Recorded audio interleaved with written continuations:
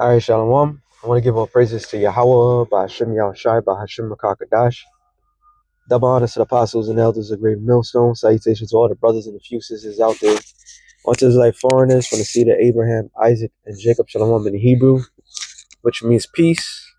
It's going to be a quick exaltation through the spirit of Yahweh, Ba'ashem Yahushai. It was just a quick discussion that I had with a beloved brother, and I was explaining how I had a discussion with a relative of mine.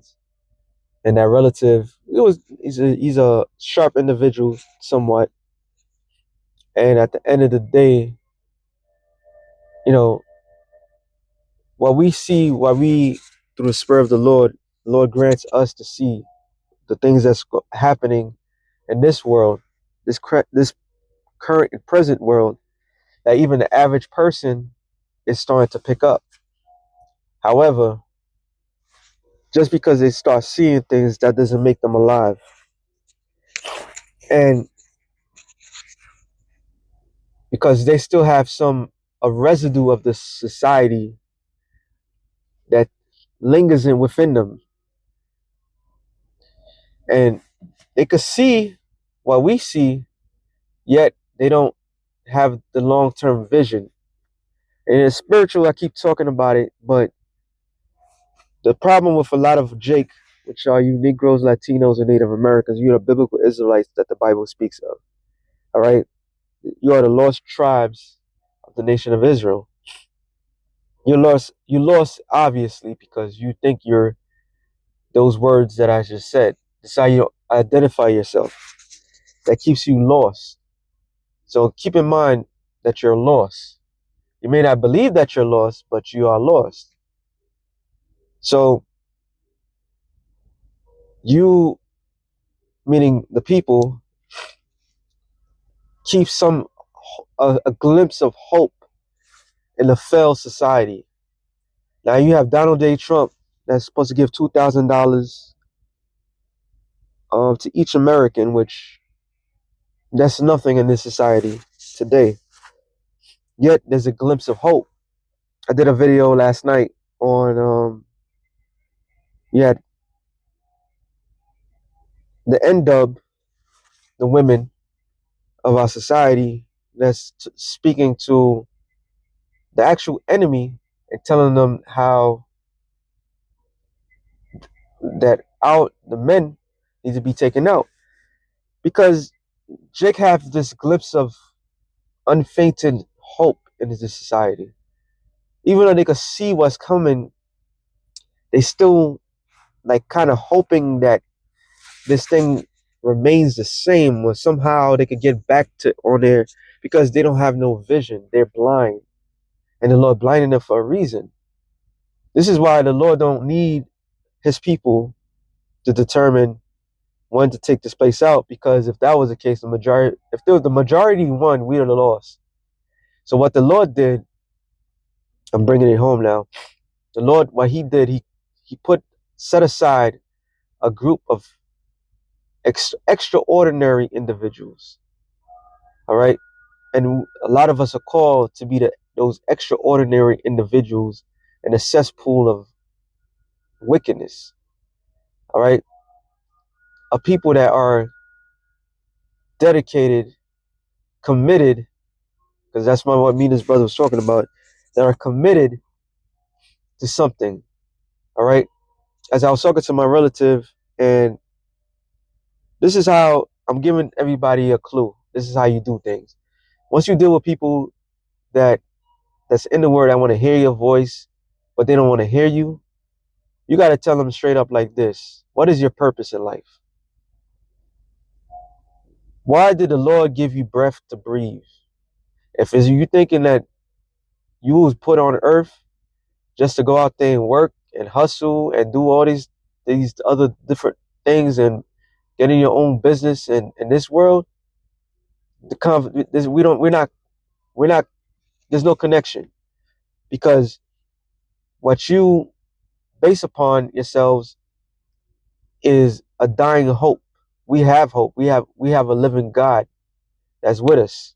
So all he asks is for us on our behalf It was spiritual because even yesterday I was watching the Apostle Gabar and Bishop Sakaran for the moment, and he said the word which me and his other brother was talking about, and that word is commitment.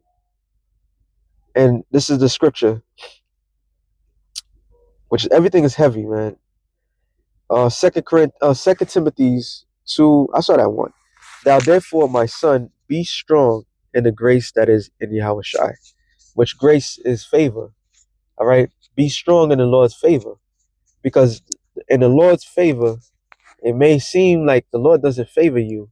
It may seem that the Lord is just consistently berating you or tearing you down, but we have to be children of understanding. We can't be slow. The requirement now is not for us to be slow when something hard comes. We got to try to catch on quick, because what the Lord is doing to his men, especially today, he's grooming us to be leaders. All right. And then hard choices are coming. I just want to put that out there. It says, "And the things that thou hast heard of me among many witnesses, the same commit thou to faithful men, who shall be able to teach also others also." So you have to be, and technically you have to be kind of greedy, very selective of who is worthy of even hearing this word. You have to be able to see if anybody's worthy to be around a brother or two. All right. You got to examine each individual's, oh, well, spiritual too. I'm saying this because when David made a statement, he said he he will be a doorkeeper in the kingdom of heaven. Now, to the outside world, a doorkeeper, you would think of somebody that would just, when you go in a city and you see those rich high rises and you have a doorman, which is not is an honorable thing, but the doorman has to do certain things. Doorman can't let anybody into that building. The doorman has to examine you. The doorman has to look and see, like, you don't. This is not your crowd you should be in. So your job as a doorman is to judge. This is why when under David it was established, um he established certain jobs for the priests. It was David. It was ironic was Moses established people to take care of uh the temple. All right, and then David reaffirmed that. So one of the jobs were porters. All right, and you had the porter's job is to make sure that one, nobody goes in that's not worthy. Two, examining everything. So our job is to examine every person, and we got to sit there, not sit there, sorry, we got to stand there and be able to examine if that person is worthy of even getting this word or not. So we have a heavy job. All right. Our job is not, we can't freestyle this thing, so to speak. There's a requirement. And so when Paul told Timothy, look, let me read that again. It says, "And the things that thou hast heard of me among many witnesses, the same commit thou to faithful men, who shall be able to teach others." Now, we look up the word commit in the Greeks. What am I doing? Sorry, Slakia.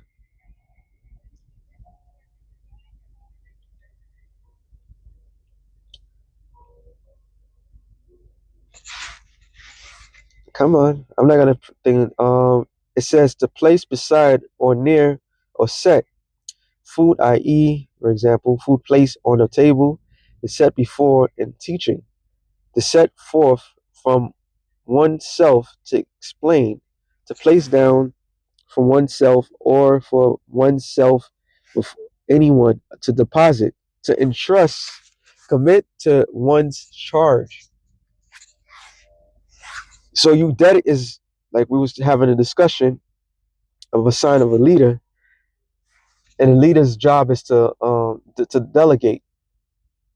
So the delegation of a good, when a leader, so you examine the person that you're giving the job to. Like, okay, I know this person is serious. I'm gonna give this person this task and this that. So it's the same with this truth, especially when we realize you're called for a higher purpose. All right, you're called for a higher purpose. Real quick, matter of fact, Isaiah 62:6. I have set watchmen upon thy walls, O Jerusalem, which shall never hold their peace. Nor not, day nor night, ye that make mention of the Lord, keep not silence, and give him no rest till he make Jerusalem a praise in the earth. All right. So a dedicated watchman is gonna always be on alert, be on alarm. You become obsessed with this. All right, it's an obsession. You passionate. You got the heat for this. All right. So the Lord set this occupation for His men. Real quick, Psalms 106 and 10. I'm sorry, Psalms 101 and 6. It says, "Mine eyes shall be upon the faithful of the land, that they may dwell with me. He that walketh in a perfect way, he shall serve me." And what is the Lord's perfect way? We're we're doing it now. We're dedicated, we're committed to something far beyond us. Once again, for the average Joe out there, what is your purpose in life? All right? What is your purpose? Why was you put on earth? Proverbs, was it 13 and 17? No. Was it that? I seen it. Salakia.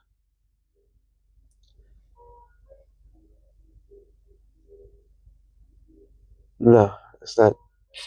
Let me Slakia. It was, let's see.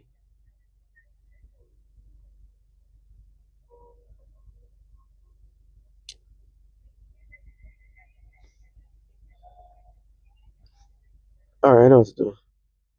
I had it too. It's a good precept. It's a great precept. Boom. Go here. What does it tell me? Bing bang boom. So Proverbs 28. But you know what? Let me check that out. It says when the wicked rise, men hide themselves. But when the righteous perish, but when they perish, the righteous increase. It's not talking about that. I was thinking about Salakia.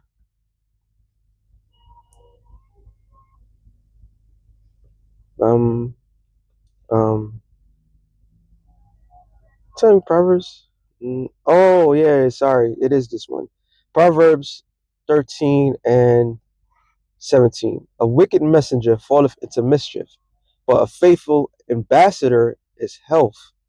So the faithful ambassador representation is us. And what is an ambassador? Is an envoy, a messenger, pivot of door, hedge. We're the messengers. So we are the faithful messengers of Yahweh Shai. All right. So our lives are dedicated to for the message. So we have to consider like-minded individuals. The heat keeps coming up because the heat requires more intensity. More intensity shows more dedication. More dedication shows more commitment. More commitment proves a man is worthy of his occupation. All right. All in all is the spirit of the Lord. And the spirit of the Lord is committed to people that's on fire consistently. All right. Let me go back to this. I'm gonna try to put this in the other thing. It says, verse 2, 3, 2 Timothy 2 and 3. Thou therefore endure hardness as a good soldier of Yahushua Mashiach. So a soldier is dedicated. Take orders. We all soldiers, no matter what your rank is, you're a soldier of Yahushua. Remain on the mission. So with that being said, shalom to the elect of the nation of Israel. Shalom.